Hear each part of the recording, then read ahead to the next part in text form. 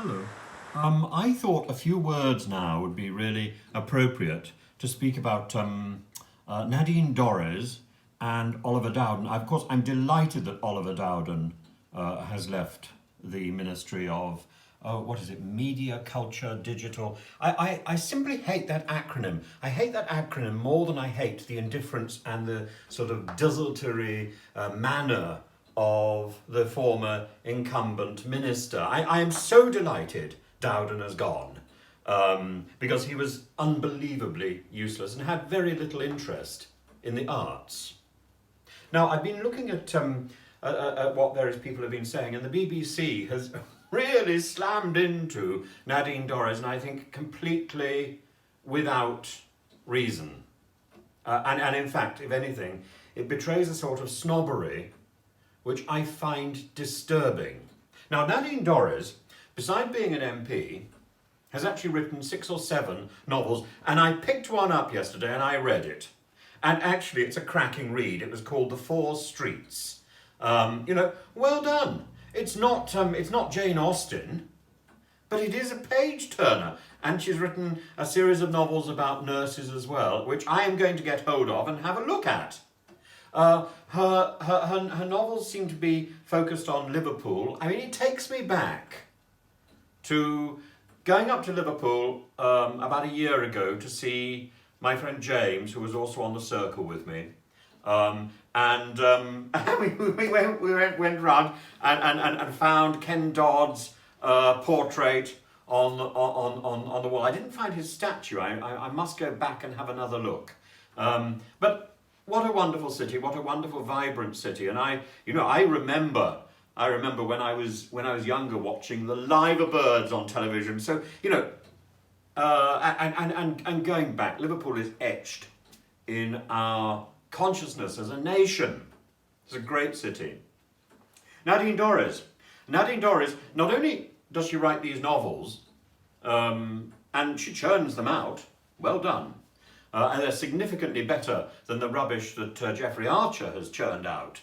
So, I take my hat off to her, really. It's a really good start. And she's been on 2 reality TV shows. A thing set in where they took people from the House of Commons and put them in a block of flats called Tower Block of Commons, and another one called I'm a Celebrity. I've not seen either, so God knows what they're like.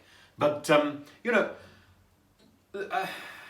there have been so many condescending little comments about her. The point is, yes, I think I'm a Celebrity is fairly vulgar, and it's not something I would have anything to do with. But she understands the medium, and she understands the idea of entertainment, and at the heart of the arts is the idea of entertainment. Who knows whether something is worthy or not worthy? Who cares? Our first job is to entertain and catch the audience's attention. And what she's writing may not be highbrow, but it sells. And,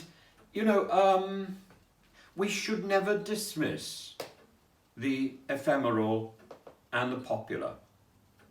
Because in many ways, it's a sweet this tells us about our history. This tells us about us. The sweet papers of today will be the history of tomorrow. The ephemeral matters and the things which we dismiss as being not terribly important. These are the things that remain. The adverts that we watch on television and we think they are not important. We can sing all those jingles, So Nadine Dorries is criticised, and she comes from a poor family. She trained as a nurse. She joined the Tory party late, and she's critical. I love her comments about David Cameron, who was my MP at one point, and Osborne. The man who changed his name because he thought it sounded too posh. Yeah, that's right. She says, these are a pair of posh boys who don't know the price of milk. Perfectly reasonable. And then we get Caroline Lucas, and I expected more from Caroline Lucas. A really condescending, snide remark from this lady who leads the Green Party. She says, Nadine Dorries' Culture Secretary satire is dead. What a nasty thing to say before we've even seen what Nadine Dorries is going to do. We should never poo-poo the popular. And then there's Paul Fleming. Now, I have history with Paul Fleming. Paul Fleming is the General Secretary. It sounds very grand. In fact, it sounds fairly communist, as in Russian communist. Paul Fleming is the General Secretary of the union Equity. Now, Equity is the union that represents actors. It was very late in the game.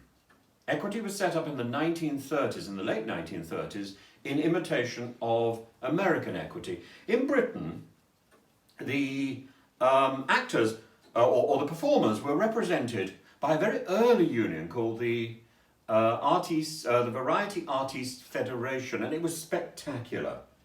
They set up a union to represent anyone who was a performer, and this amalgamated with Equity in the late 1960s. Now, Equity has always run a sort of closed shop, and it regards itself not only as a union that is going to represent performers, but as a union which identifies who qualifies as a performer, who has been properly trained. It's really a very precious organisation.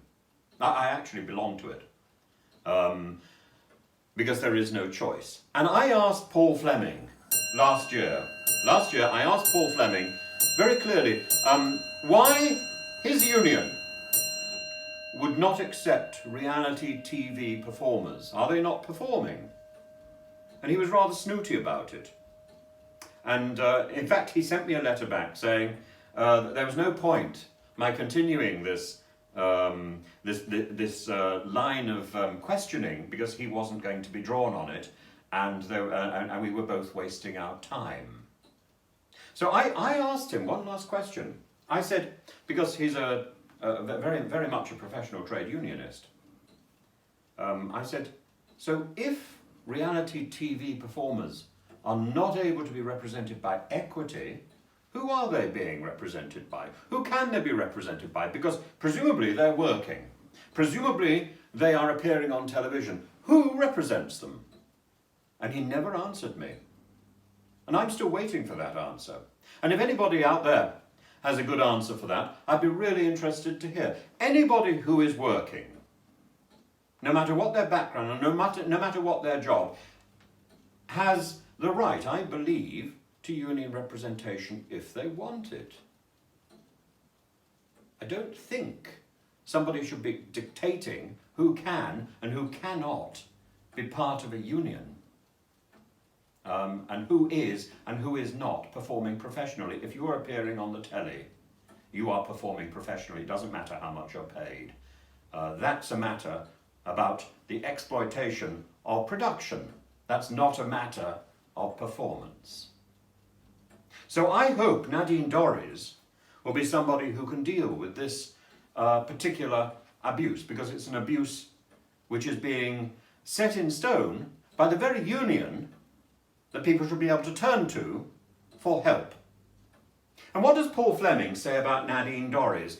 Paul Fleming says that she's not filling very big shoes following Oliver Dowden. And again, he's slightly sneering about her. He is absolutely right. Oliver Dowden was useless. You can't be better, you can't be much worse than Oliver Dowden. But that's not where you start. You start with what you could be. And I hope that Nadine Dorries, as probably I think almost the only culture secretary that we have had in Parliament who's actually got a background in the arts in some form, we hope for something.